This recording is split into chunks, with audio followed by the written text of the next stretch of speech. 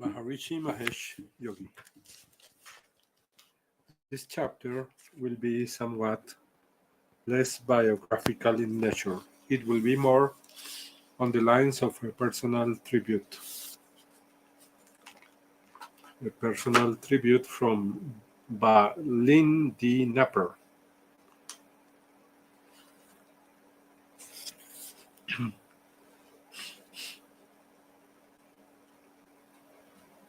Maharishi is, after all, the only master in our holy tradition with whom I have had personal psychical contact. The name Maharishi, by the way, is a title his followers gave him. It means great saint. It is most probable that Maharishi would not approve of including him in a book about our holy tradition. I feel, however, that to exclude him would make the book incomplete in both meaning and history. I met Maharishi in 1970.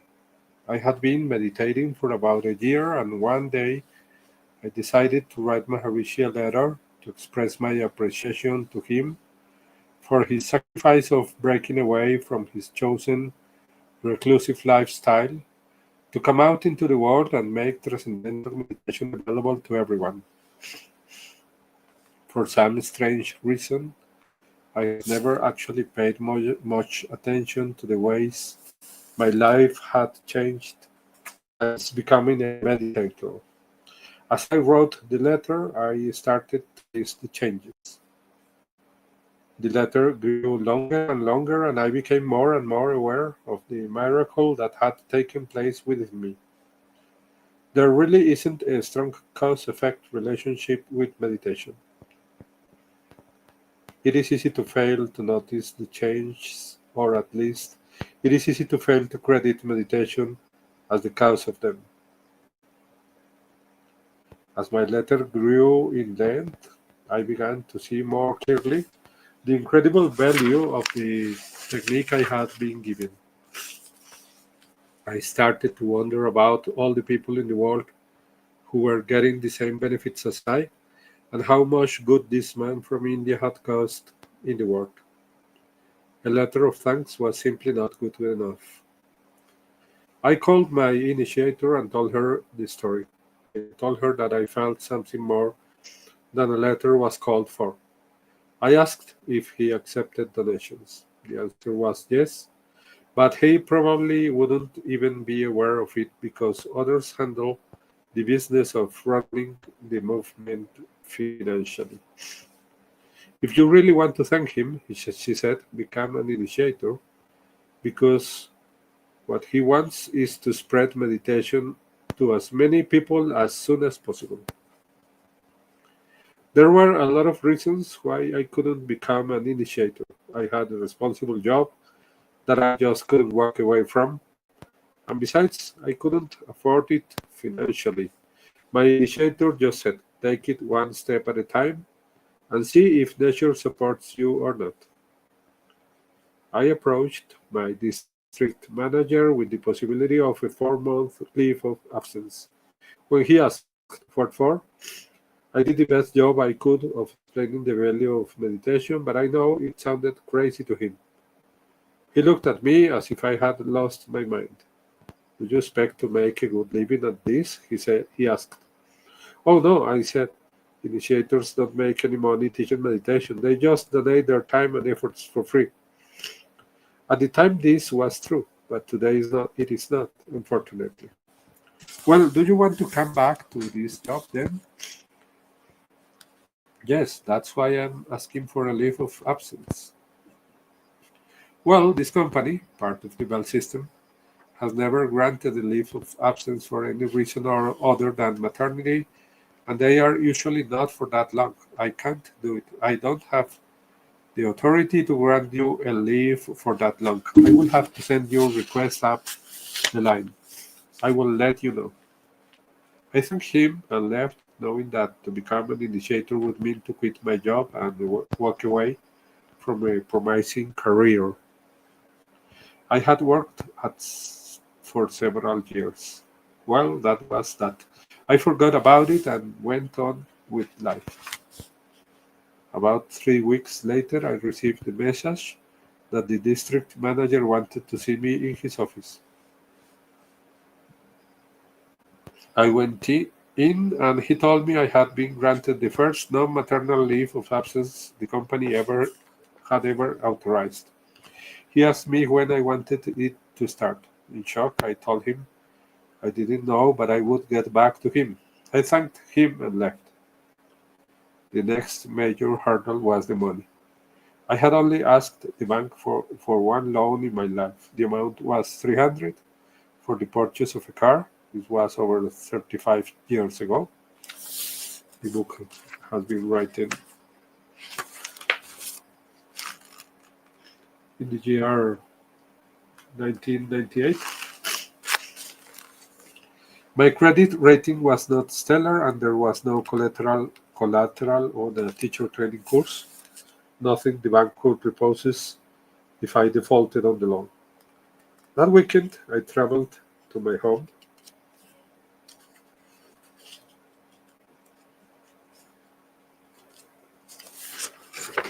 town and told my parents the situation.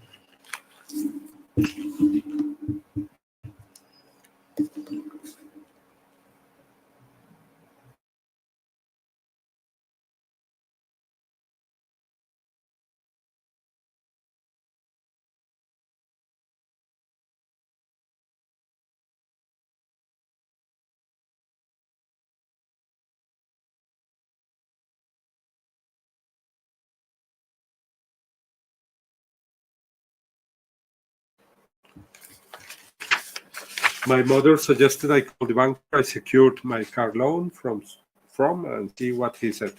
I said him at home on a Sunday. She said, yes, why not? I called him. I identified myself, although I was sure he wouldn't know me. He wouldn't remember dealing with me 3 years before in such a small loan. I told him I need a loan of about 4,000. In today's economy, it would be like asking for 15 or 20,000. He agreed and didn't even ask me what I wanted it for. Then I told him that I worked in a city about 60 miles away and would find it very difficult to come to the bank during banking hours to fill out the paperwork. I asked if it were possible to fill it out at home and send it to him. He said that would be okay and suggested that I have my father pick up the paperwork the next day. I could come up after work and fill it out. I agreed, again almost in shock at how easily all this was going. Banking has sure changed in the last 30 years. Monday evening, I went back to my parents' house in my old hometown to fill out the paperwork. I was sure the paperwork would ask my intended use of the funds, and when they found out there was nothing to secure the loan, I would be turned down. The paperwork was waiting for me, and so was a bank check for $4,000. Now I had to get accepted for a course. I called my initiator, who called Charlie Lutz, and he sent me some paperwork to fill out. In about 3 weeks, Charlie called me back to tell me I had been accepted and to give me the dates of the course. I needed to get my passport and shots. The whole thing just fell into place with no trouble at all. So naturally, I decided to go. My initiator had told me a story about an experience she had had at her teacher training course in India. One day in a lecture, Maharishi suddenly stopped speaking and stood up. He announced that Tatwala Baba, a very great and highly respected saint in India, was coming for a visit. I go to meet him, he said as he hurried out of the room. Then he poked his head back and in and said, don't look into his eyes, they will shock you. Then he left. My initiator ran to her room to get her camera. She wanted to get a picture of Maharishi and Tatwala Baba walking along the path together. Her camera was a brownie box camera with a viewfinder that you needed to look downward through at right angles to the picture you were taking. She waited on the path for the two saints. Tatwala Baba was staying in a cave a short distance up the mountain from Maharishi's ashram. In a short time, the two appeared, walking side by side, laughing and talking. Tatwala Baba was very tall for an Indian. Maharishi is only about 5 feet 4 inches tall, so the two presented quite a contrast. Maharishi was clad in his white silk dhoti, and Tatwala Baba in nothing but a brief loin cloth. My initiator was in the process of framing the two in the viewfinder when Tatwala Baba looked up and she saw into his eyes through the viewfinder.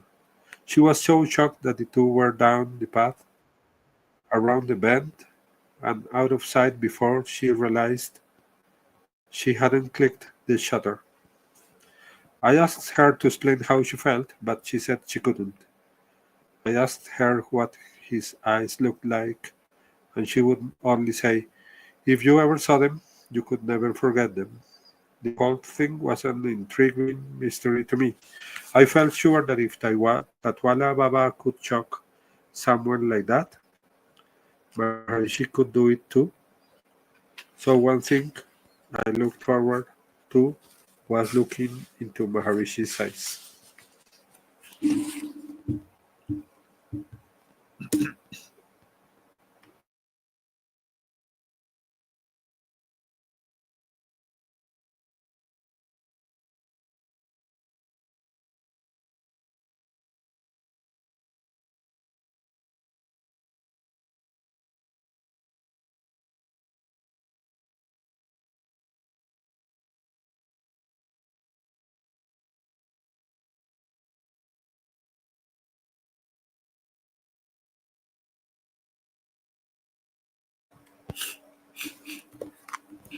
I wondered how just looking into someone's eyes could shock a person.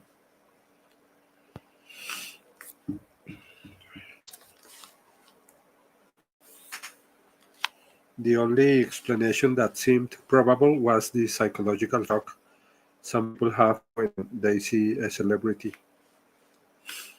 It is well known that women have screamed and swooned when Elvis Presley performed. I felt I was quite immune to that sort of thing. I had met some very impressive and important people in my life. General Eisenhower, certain movie stars, some of whom were breathtakingly beautiful, but I had never felt anything close to shock from the experience. I had been a karate instructor for several years and had more than the usual amount of self confidence as a result. I would not be an easy one to overwhelm. The first evening of my teacher training course, I found myself in a small auditorium with a stage at one end, which was raised about 3 feet above the floor. The chairs were arranged in much the same way as a movie theater. There was a door to the audience's front left which led outside the building. This was the door Maharishi was to come through. A short walk of about 20 feet and 4 steps upward, and he would be on the stage. There was a small couch for him to sit upon, above which was a large picture of Gurudev. The whole arrangement was surrounded by thousands of fresh flowers. Maharishi loves flowers. Between the door and the steps to the stage was the flower line.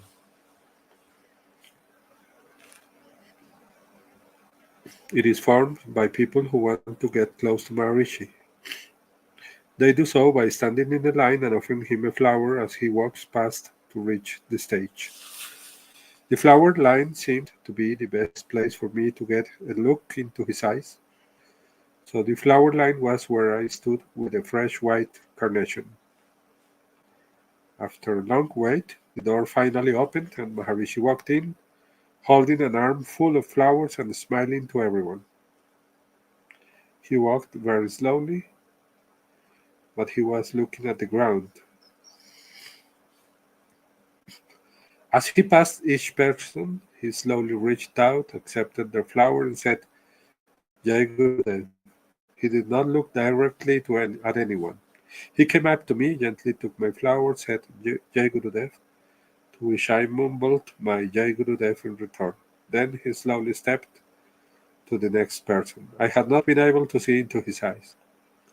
He was looking downward. I was disappointed, though, but thought, I will be here for 3.5 months. I'll get my chance. That evening, Maharishi gave a short lecture on the way the course would be run. Then he said, those of you who know me know that you can use me for any level of knowledge you want, or you can make me sit mute. What you get out of this course is up to you. That was the last lecture he gave us. The rest of the time, it was just answers to our questions. But what answers they were!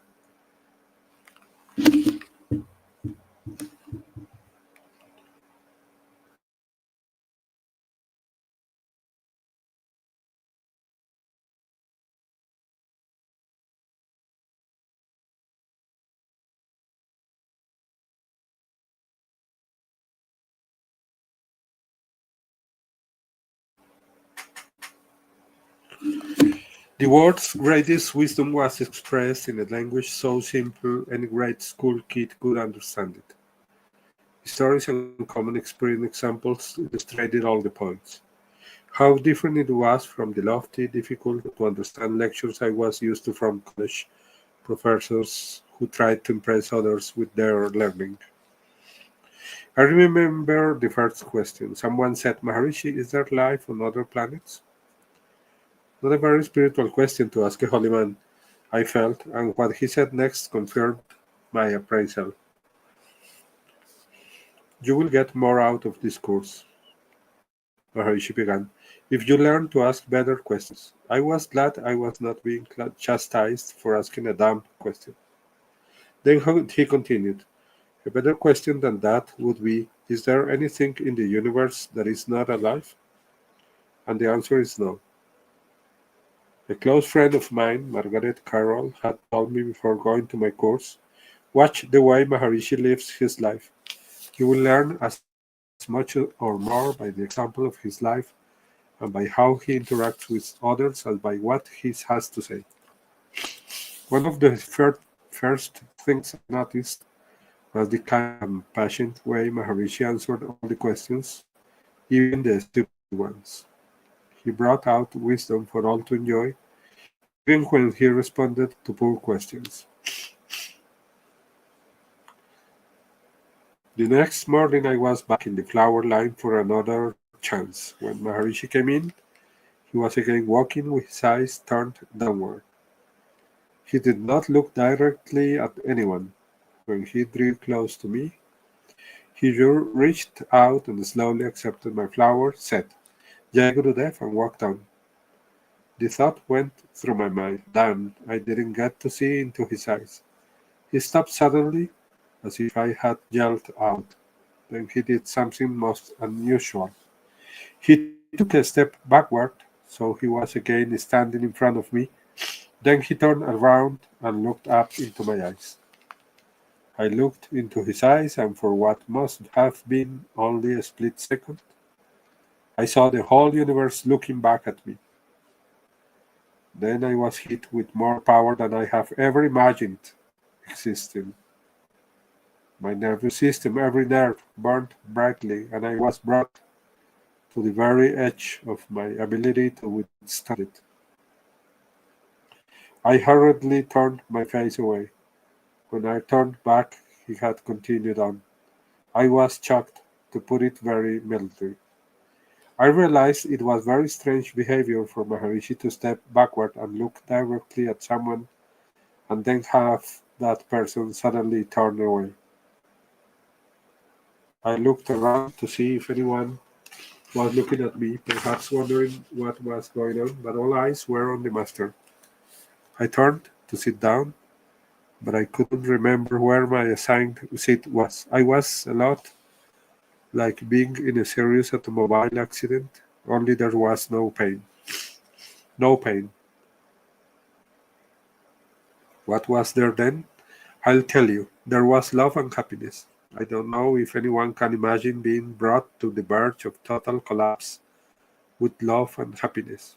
Now I know what is meant by the statement, only the holy can withstand the joys of heaven. I had always thought of power as the capacity to destroy, and my years practicing and teaching the martial arts had certainly enforced that idea. Countries gauge their power with their ability to destroy. The Americans tell the Russians, "We can destroy your whole country in only 1 hour." And the Russians respond with something like, "We can destroy you before you would ever get the chance." I had just experienced more power than I thought was possible to experience and still be alive, but it was not destructive. It was love and happiness. Only there was so much of it, I couldn't stand it. Over the next week, the profundity of what I had experienced began to sink in. Why did Maharishi react in such a strange way? Why did he step backward to look into my eyes? Could he not have done so while he was sitting on the stage and I was sitting in the audience? Could he not have done so the next day when his actions would not have appeared to so strange? My conclusion is that he wanted to demonstrate me that he knew what I wanted. Was he reading my mind? I don't think so. All thought I all that I thought was, damn, I didn't get to see into his eyes. Simply reading my mind would not have let him know I was seeking a shocking experience, the nature of which I had no understanding other than it involved looking into his eyes, into the eyes of a holy man. Maharishi simply knew what I wanted, and he knew it better than I did. If he read anything, it was my heart. The astounding thing is, he was able to supply the experience to a degree I could not have imagined possible. I will tell the world this, that day a holy man introduced himself to me. He has in his heart more love and happiness than anyone can imagine, and he can share a small trickle of it with others if he chooses to do so. I have looked into his eyes hundreds of times since then, and he has only shocked me on the one other occasion, that time to let me know I was doing what he wanted me to do. He can turn it on or off as he sees fit, no matter what he does, no matter what he says. I cannot deny the fact that I know him to be a genuine holy man. As a young child, I was forced to go to church. I could have found other things more entertaining to do if I had had the chance. One impression I can clearly remember from those days is disappointment. I was disappointed at having been born 2,000 years too late to see any of Christ's miracles myself. To be able to hear his words for myself would have meant so much more to me than to sit in church and hear someone else say them. To be able to ask him questions, how disappointing to be born too late. I have met a real holy man and I have asked him questions and absorbed his wisdom to the best of my ability. I am no longer disappointed. His last instructions to me were, enjoy the wisdom and radiate it for others to enjoy. We will continue this in Vedic Heritage 14 audiobook.